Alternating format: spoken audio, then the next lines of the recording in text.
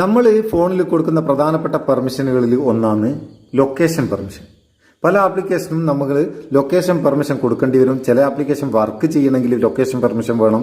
അതുപോലെ തന്നെ നമ്മൾ ഫേസ്ബുക്കിനും ലൊക്കേഷൻ പെർമിഷൻ കൊടുക്കുന്നുണ്ട്.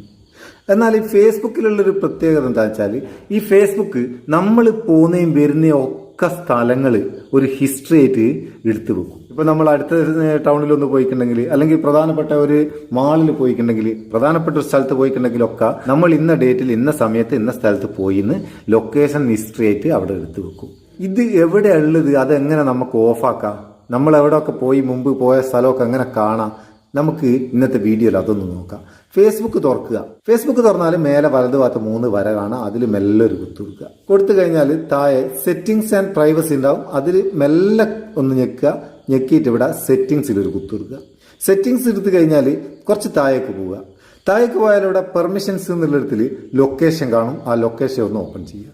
ലൊക്കേഷൻ ഓപ്പൺ ചെയ്താൽ കുറച്ച് താഴേക്ക് നിങ്ങൾക്ക് കാണാം ലൊക്കേഷൻ ഹിസ്റ്ററി എന്നുള്ള ഒരു ഭാഗം. ആ ലൊക്കേഷൻ ഹിസ്റ്ററി എന്നുള്ള ഭാഗം ഒന്ന് ഓപ്പൺ ചെയ്യുക. സാധാരണ ഇത് ആൾക്കാർ എന്താ ചെയ്യുക, എൻ്റെ ലൊക്കേഷൻ ഹിസ്റ്ററി ഓഫാട്ടോ, ഞാൻ ഓണാക്കി ഇടലില്ല. സാധാരണ ഇത് ഓണിലുണ്ടാവുക. സാധാരണ ആൾക്കാർ വേഗത്തിൽ ഇതും ഓഫാക്കി അങ്ങ് പോകും. എന്നാൽ അതിലല്ല കാര്യം. ഇവിടെ സി ലൊക്കേഷൻ ഹിസ്റ്ററി എന്ന് പറഞ്ഞിട്ട് ഒരു സംഭവം കാണാം. അതൊന്ന് ഞെക്കുക.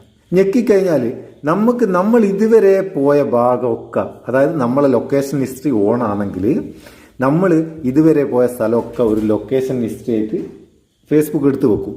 ഇപ്പോൾ ടുഡേ എന്നല്ലേ കാണിക്കുന്നത്. ഈ ടുഡേയിൽ ഒരിക്കലും പോയിക്കില്ല. അത് തന്നെയല്ല, ഇതിൻ്റെ ലൊക്കേഷൻ ഹിസ്റ്ററി ഓഫ് ആയതുകൊണ്ട് ഇതിൽ കാണിക്കുന്നില്ല.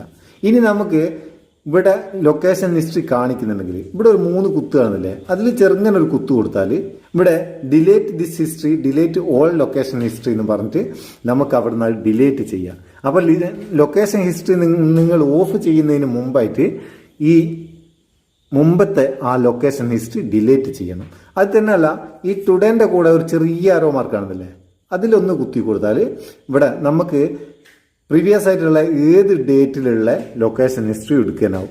ഇപ്പോൾ ഒരു മാസം മുമ്പുള്ള അല്ലെങ്കിൽ ഒരു കൊല്ലം മുമ്പുള്ള നമ്മൾ ഫേസ്ബുക്ക് ഉപയോഗിക്കാൻ തുടങ്ങിയ അന്ന് തൊട്ട് ഇതുവരെയുള്ള മുഴുവൻ ഹിസ്റ്ററിയും ഫേസ്ബുക്ക് എടുത്തു വെച്ചിട്ടുണ്ടാവും. അതൊക്കെ നമുക്ക് ഇവിടുന്ന് ഡിലേറ്റ് ചെയ്യാം.